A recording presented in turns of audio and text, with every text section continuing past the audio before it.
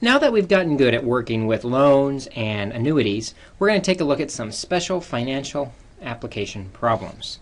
So section 9.6, we are going to solve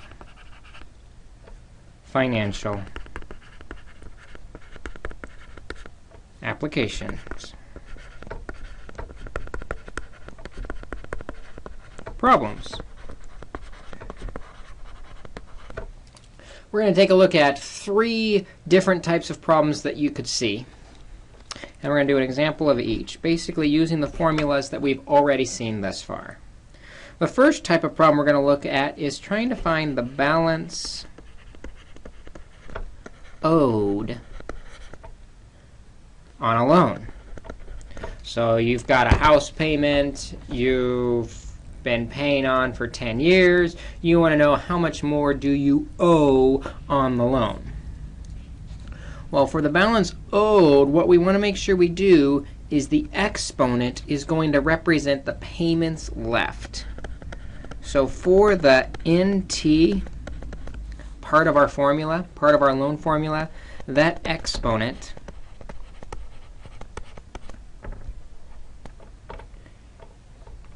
is the payments left. And we are trying to solve for P, the present value of the loan as it stands. So for example, let's say a house was purchased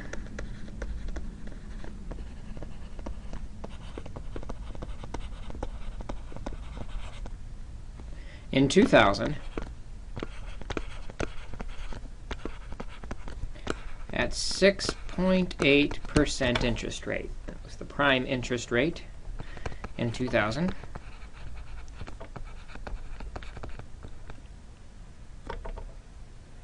And it was on a 30-year loan.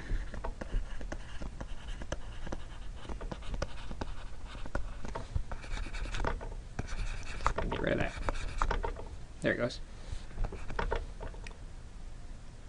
The monthly payment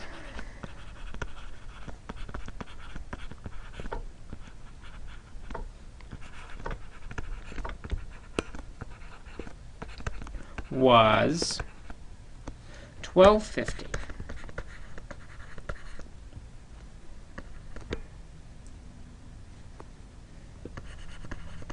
Now, 14 years later,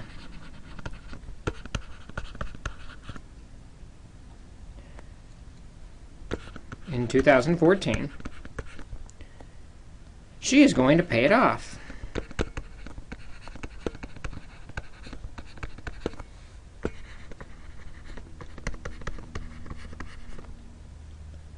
What does she owe?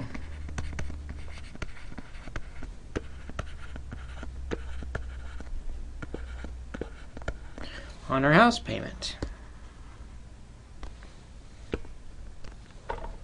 Well, we're familiar with our loan formula with periodic payments is P times 1 plus R over N to the NT equals the monthly payment times 1 plus R over N to the NT minus 1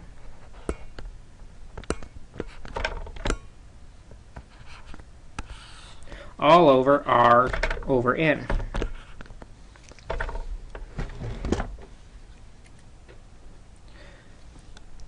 Let's see what we can plug into this equation.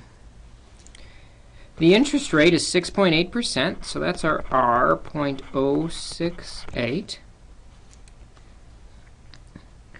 Let's get to the time in a little bit. The monthly payment's $12.50, so that's our M. And the other piece of information we need, oh, it's a monthly payment. Monthly tells us N is 12. There's 12 months in a year. The other piece we need, though, is these exponents. The exponent in T is going to represent the number of payments that still remain on the loan. it was a 30-year loan, and we're 14 years into the loan. So what does that mean? That means for our NT exponents, there are 16 years left times 12 payments left. 12 because that's the number of months in a year. So that's how many payments are left on the loan. So that's what we're going to use for our exponent. So P, that's the present value of the loan. That's what we're trying to solve for. 1 plus R, which is 0.068, divided by 12, to the NT, which is 16 times 12, the remaining payments. The monthly payment is $12.50 times 1 plus R, which is 0.068 over 12, to the NT, which is 16 times 12 minus 1, all over R over N, 0.068 over 12. And if we remember those extra parentheses we're going to need for the exponents and for the denominator, we're ready to go to our calculator to try and type this in.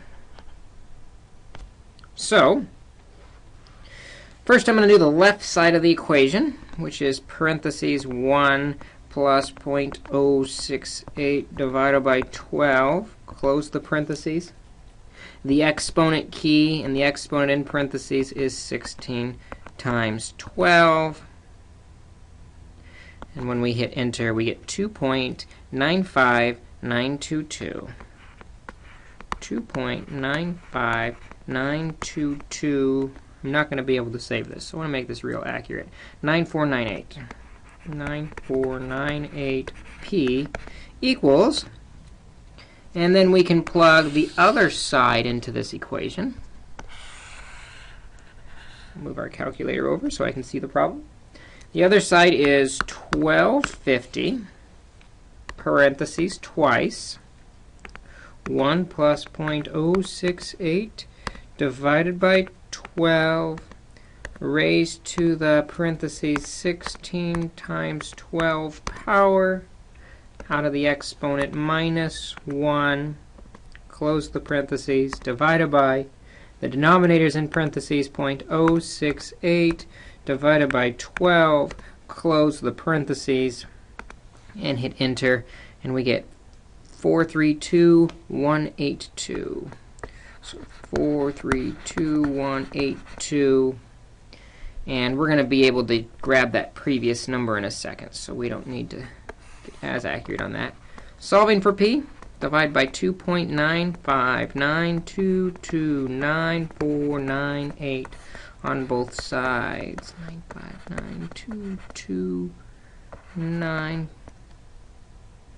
959229498. And then we have our final value for P. Taking that previous answer, dividing by 2.959229498. Enter. The amount that is still owed on this loan is $146,045.78. $146,045.78. So this is what she owes on the house after 14 years.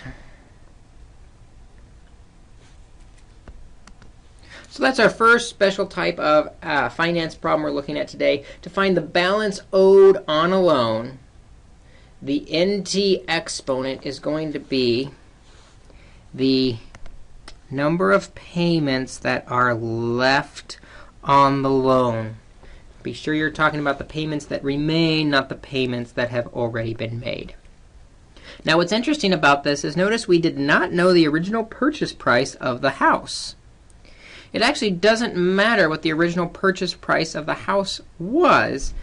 We just need to know what the payment is, the interest rate, and how much time is left on it. Doesn't matter what the original purchase price is. And I find that rather interesting. So that's the first type of problem. The second type of problem that I want to look at are these things called bonds. And what a bond is, you might see if you've got an investment portfolio, you might have some investments in bonds. What it is basically a loan that you are making to a business. So a business will sell bonds. Let's say for the sake of our discussion, they sell, for example, a $1,000 bond for a period of time, and we'll just say for the sake of our conversation, 10 years, to a bondholder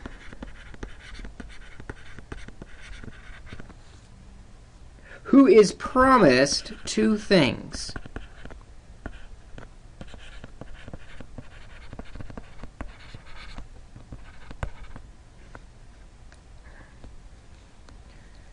The first thing they are promised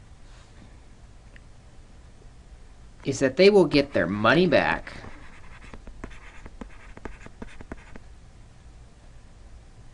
at the end of the period.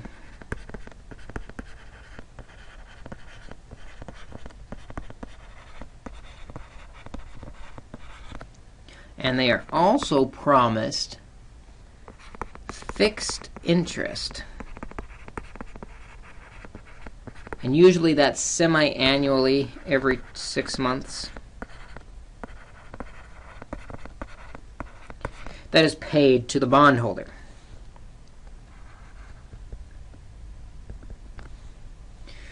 Which makes an interesting result. Basically what that means is the amount you make is based on the interest rate, but it works the opposite direction. As the interest rate increases,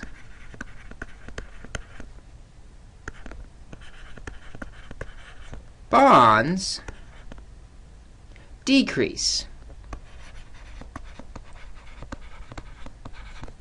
In other words, you can make your money somewhere else because the interest rate is going up. There's a more valuable new bond than buying a current bond because you can get it at a higher interest rate.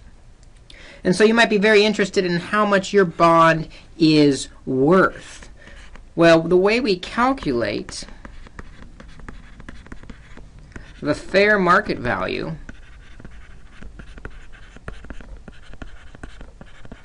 of a bond is we look at two things.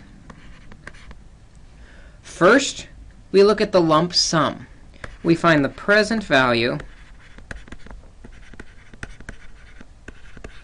of the lump sum. So we'll use X to represent the present value of the lump sum. And we know with lump sums, it's 1 plus R over N to the NT equals some final amount. In this case, for this example, we're talking about the $1,000. Also, in this example, we're talking about N is probably going to be 2 because it's semi-annual payments. They get paid twice a year. So we find the present value of the lump sum, how much that $1,000 is worth today, because it's going to be $1,000 at the end of the period. We also need to find the present value of the fixed interest payments.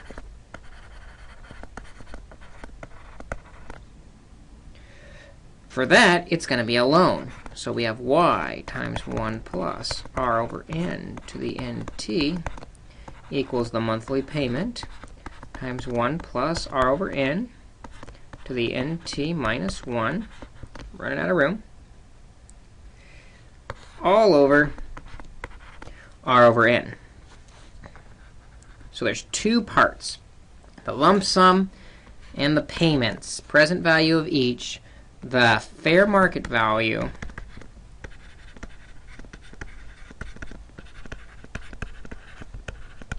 is the combination of the two, the lump sum plus the payment present values. So let's see if we can calculate the fair market value of a bond. And let's see if it's worth buying. Let's say we have a 10-year, $1,000 bond that pays fixed interest of $25 every 6 months. That means twice a year. Be careful. N is not 6. N is going to be 2, twice a year. Be careful there. If the interest rate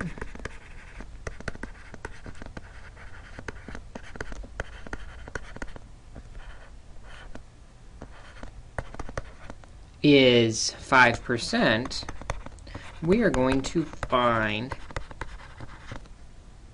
the fair market value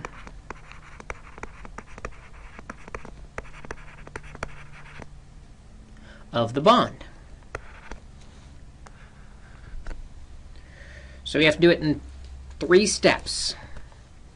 First, we're going to find the present value of the lump sum.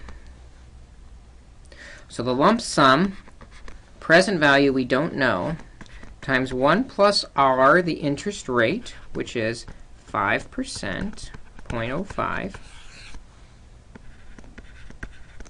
divided by n, every 6 months. That means n is equal to 2. Be careful. If n equals 6, that means we're getting it every other month, 6 times a year. Every 6 months means twice a year. To the 2 times, and the time we're talking about is the 10 years, is going to equal that $1,000 bond. Well, we can solve this pretty quick using our calculator. That left side is 1 plus 0.05 divided by 2 raised to the 2 times 10 power. Hit enter, we get 1.64. X is equal to 1,000. Solve for x by dividing by 1.64. And x, the lump sum value is 1,000 divided by that previous answer, second answer. This bond is worth $610.27.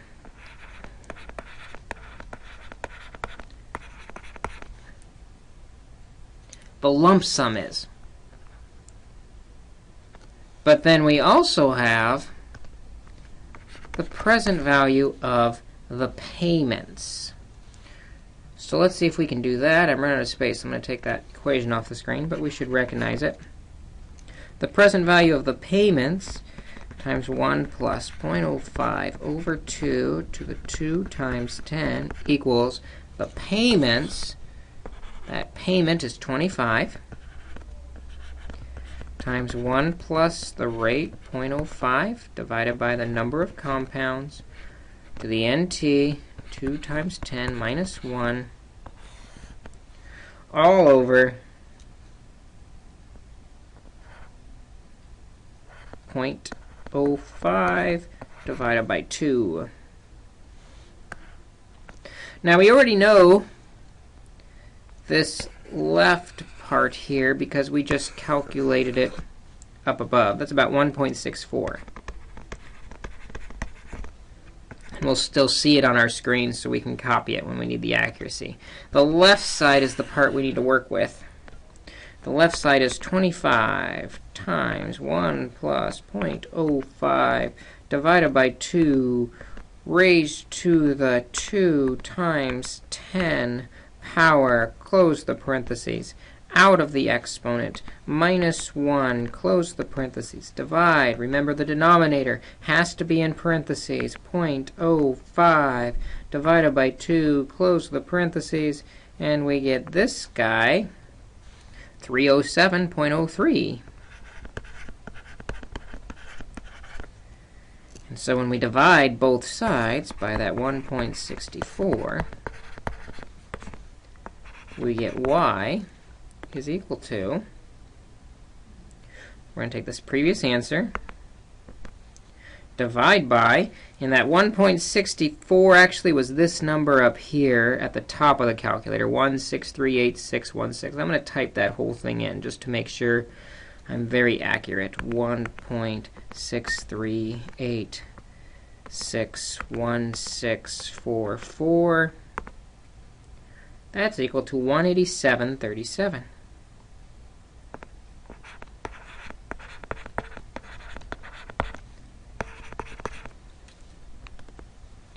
So if we want to know the fair market value of this bond, to answer the original question here, we take the 610.27, the lump sum value, add to it the 187.37, the present value of the payments, and we'll get,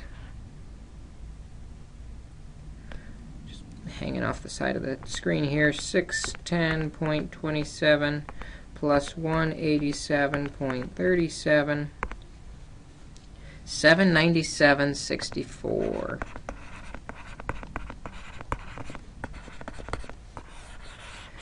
So this $1,000 bond is actually only worth $797.64 right now. Not a very good bond. We're losing money.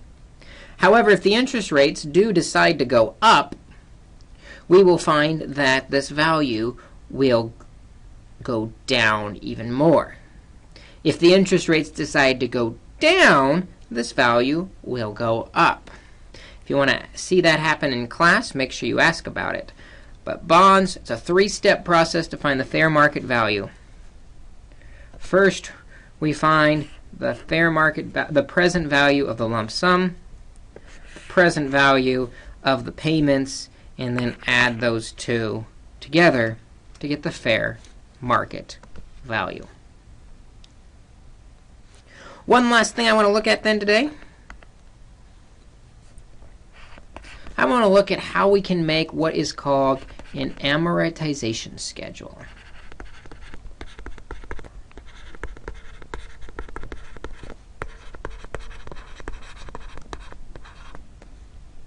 And this is simply a table showing payments and how that payment is split up. It shows the amount that goes to interest,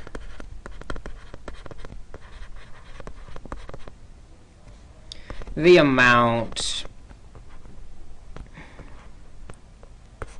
if I can write.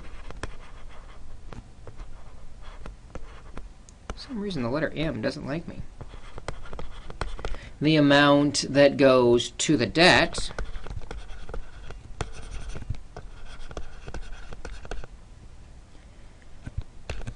and the balance of the loan.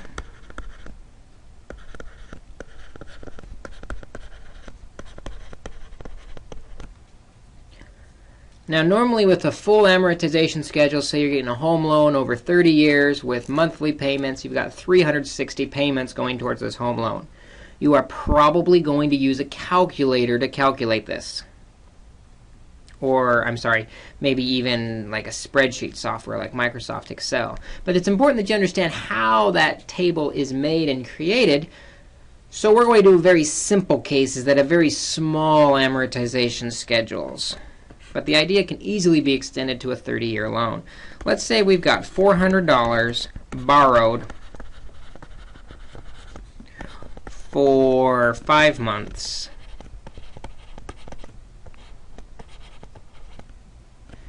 At 10% interest. What we're going to do is we are going to find the payment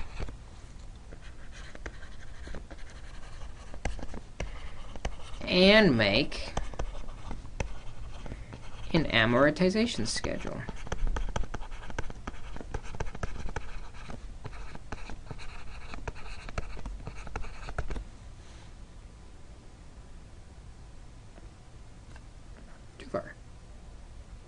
So first we need to find the monthly payment. And we know how to do that from our equation, the present value of the loan times 1 plus r over n to the nt is equal to the monthly payment times 2 parentheses 1 plus r over n to the nt minus 1 all over r over n. So let's do that. Find our monthly payment. $400. That's how much is borrowed at the beginning, the present value of the loan for 5 months. So that's our time is equal to 5 months. So we call that 5/12 of a year. And I guess we're going to assume we're paying it back monthly, so our monthly payment n is equal to 12. At 10%, so the rate is 0.10. And so let's plug it in. P is 400 times 1 plus r, which is 0.10, over n, which is 12, to the nt. And I want to notice if we multiply 5/12 by 12, the denominator divides out with the 12. It's just going to leave us with 5. So I'm just going to write 5. That shows the number of payments that are going to be made. 5 payments equals m. That's what we're looking for. 1 plus r, which is 0.10, over 12. To the nt, that's the number of payments again, 5 months, minus 1, all over r, which is 0.10, over 12. Now we can go to our calculator. Typing the left side in here first, we've got 400 times 1 plus 0.10 divided by 12 raised to the 5th power. And I'm going to write this down as accurately as possible again. 416, 946, 416, 946, 7689. 7689 equals, now doing the right side of the equation, 2 parentheses 1 plus 0.10 divided by 12 raised to the 5th power. Make sure you're out of the exponent when you subtract 1 and close the second parentheses. Divided by, the denominator is always in parentheses, 0.1 divided by 12. And that's going to be equal to 5.08.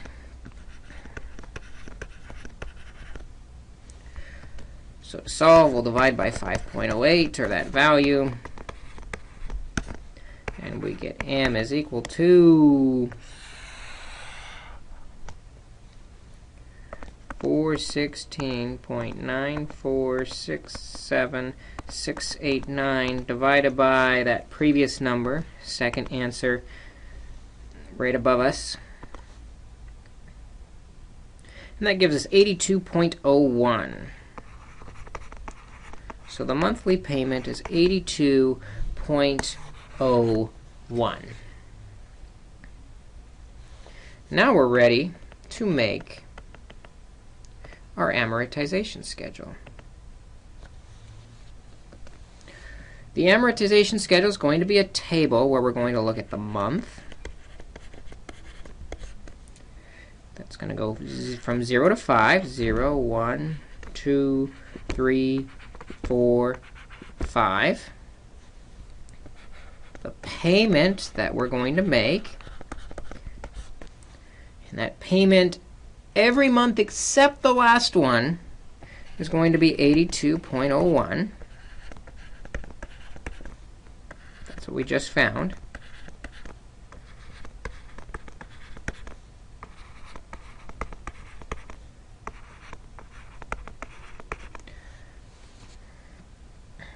Oh, we don't make a payment in month 0, sorry. So the payment month 1, 2, 3, and 4 is 82.01. 5 might be different by a few cents. Remember when we looked at our calculator, it wasn't 8201, it was 8201.106474. That round off error is going to add up over the payments. And so the last payment, we just make everything work out. It should only be off by a few cents, though. If you're off by $30 or $500, there's a problem with your table. It should only be off by a few cents, that last payment. We're going to look at the amount of that payment that's going to go to the interest. We'll calculate that along the way. The amount of the payment that's going to go to the debt, we'll calculate that along the way. And then we will look at the new balance on the loan. Now, if you remember, this loan started out as a $400 loan borrowed. So at month 0, I'm going to put $400 in for the balance.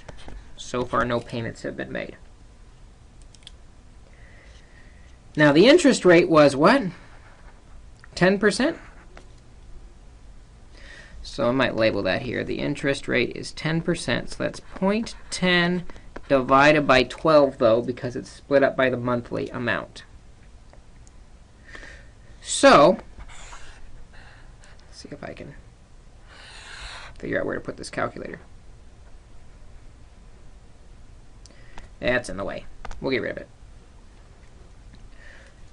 We'll kind of show you chicken scratch down here at the bottom what we're doing. To find out how much is going to go to interest, we look at the balance of the loan currently being $400. And then we multiply it by the interest, which is 0.10 over 12. And that's going to tell us how much is going to go towards the interest. You can do that on your calculator. You'll get 3.33. So that interest payment is going to be 3.33. Now, if that's how much is going to the interest out of the 82.01 payment, if we subtract 3.33, how much is left? Probably do that on your calculator as well. You'll find out that there is $78.68 left that's going to go towards the debt. 78.68. So to find our new balance on the debt, the balance was $400. We paid off $78.68. And so when we subtract those, we get 400 minus 78.68. And that gives us a new balance on the loan of 321.32. Then month 2 comes along, and we do it again. So I'll erase all this for the sake of space. And we'll do it again for month 2. Month 2, the balance is 321.32, and then the interest is calculated, multiplying by 0.10 over 12. And when you do that on your calculator, you'll get now the interest you owe is 2.68. Rounding everything to the nearest cent, 2.68 is the interest. So again, if the payment is 8201 and 268 goes to interest, when we subtract, we find out that $79.33 is going to the actual debt.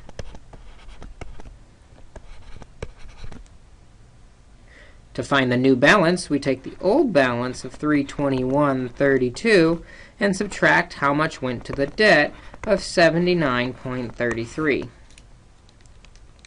Doing that on our calculator, we get a new balance of 241.99.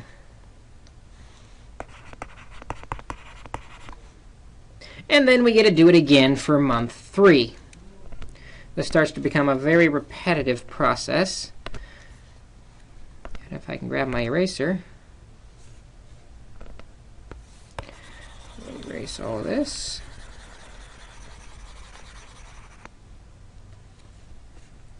And we'll do it again for month 3. We owe $241.99. Multiply to find out how much interest is owed. 0.10 over 12. 241.99 times 0.10 over 12 is 2.02 in interest this time. 2.02. So if 8201 is the entire payment and 2.02 goes to the debt, when we subtract, we get 79.99. So the debt is 79.99.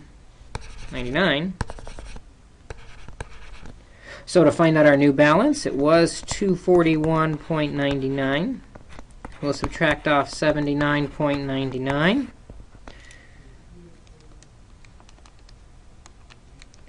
And we run that on our calculator, we get an even 162.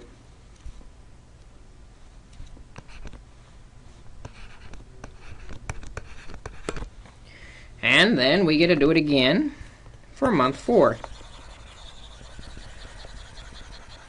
No reason to actually erase this on your paper, just do it on your scratch paper and keep going.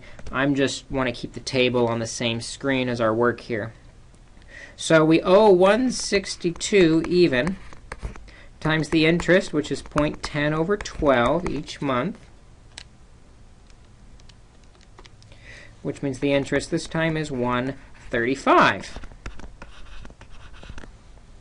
To find out how much of that 8201 payment actually goes to the debt, we subtract off the 135. And we get $80.66. So to find the new balance, we used to owe 162. Now we're subtracting off 80.66. And we owe $81.34. So the balance is $81.34. And we get to do it one last time.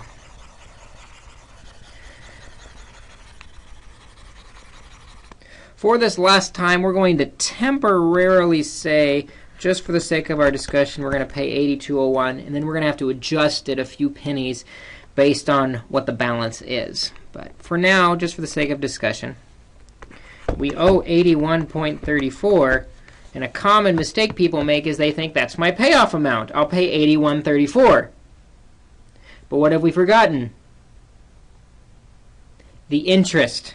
The interest is always added before your payment. So 0.10 divided by 12, 81.34 times 0.10 over 12 on the calculator gives us 0.68, rounding to the nearest penny.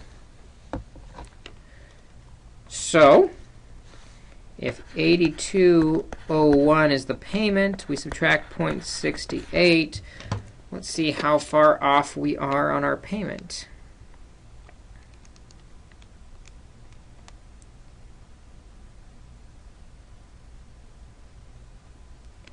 $81.33 would go to the debt.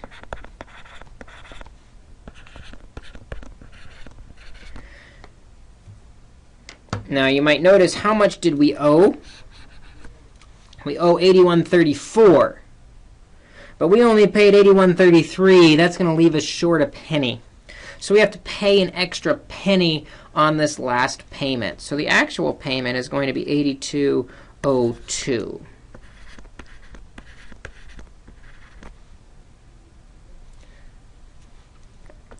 So then when we adjust our numbers here,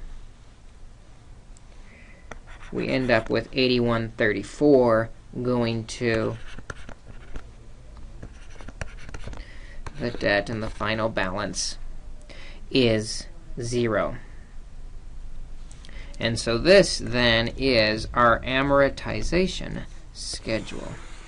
It shows us the month, the payment, the balance, the amount that's going to the debt, the amount that's going to interest every month along the way.